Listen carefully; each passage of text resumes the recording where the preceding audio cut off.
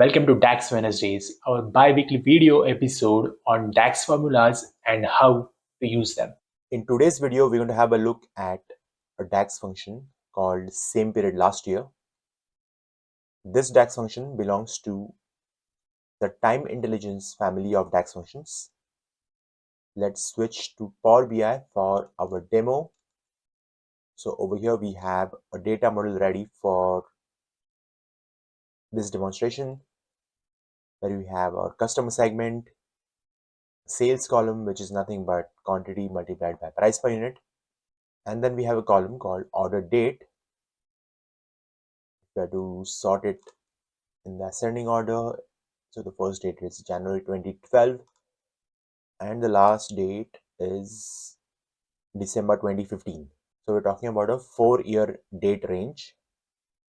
So if you're following along this exercise, just remember that your order date column should be of the following data type, that is date and of this format, which is March 2001, for instance. So month, name followed by year. Let's switch to report view now. Over here, we're going to create a table visualization. So we select this table visualization icon over here. Let's touch this over here like this, expand it. Now we're going to populate this table with the columns that we want.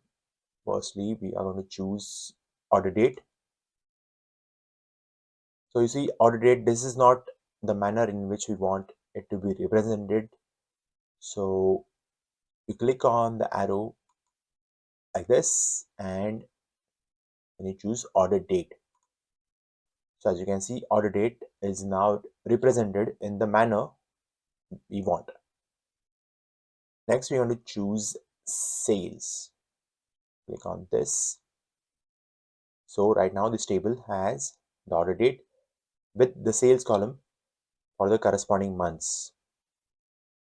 Now for our DAX function, same period last year, that DAX function will help us to find out, for instance, January 2013, what was the total sales for the month of January in 2012.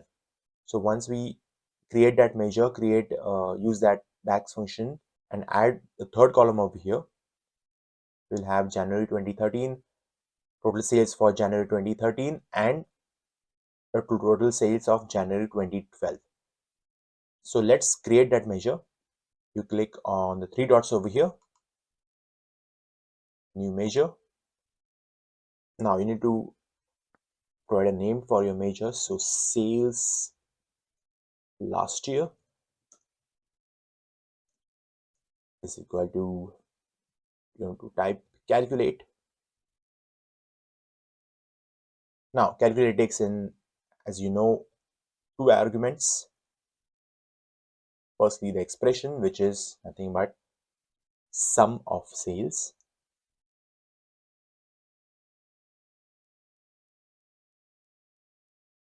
We choose order sales over here. We close the bracket. Remember always to close the bracket if you are done putting in the parameter or argument. Type comma. Next up, calculate is asking us for the filter expression. So the filter expression is nothing but our DAX function, which is same period last year. Now same period last year takes in one argument, which is dates. So we will type in our table name first, orders, and order date. We close the bracket like this and say enter. So you can see the measure has been added to our data model. In order to add this measure in our table visualization, just click on it.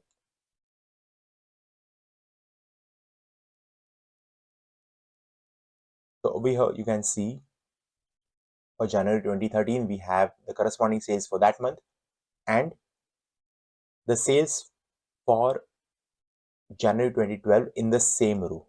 So you can see 98,000 is for January 2012, and we have the same value in the row of January 2013. So same period last year is a very useful DAX function which you can use in order to create such visualizations, and you can use measures in your data model using same period last year.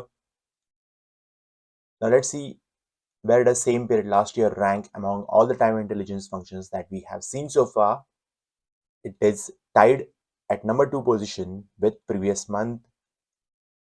Date add remains at the number 1 spot because it's a flexible DAX function. With previous month and same period last year, we do not have the flexibility that we have with date add. Previous month only will return the value for 1 month before, and similarly same period last year will return value from 1 year before. So these two flexibles, yes, they are useful, but not as flexible as date add. I hope you liked this video. Do not forget to comment and subscribe. I will see you in the next video.